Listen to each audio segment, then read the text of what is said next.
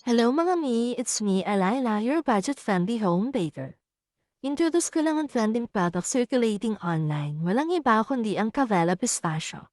Bakit nga ba sila trending? So halika tingnan natin kung bakit nga ba. Itong nasa video ko pala yung isang variant which is yung Cavella Pistachio Kunafa. Yan. So kung makita niyo mga Mars, sobrang creamy yan. Kita niyo naman ang roasted Kunafa flakes ay hindi tinipid. Sobrang generous ni Cavella para sa budget-friendly pero double experience na lasa. At mga mi, alam niyo ba, ang bongga dyan, kahit nakababad yan ng matagal, yung roasted Kunafa flakes ay crunchy pa rin.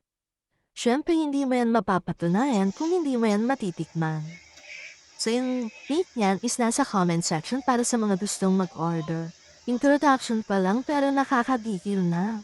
Abangan niyo mga mi kung anong products ang magiging available natin using Cavella Pistachio.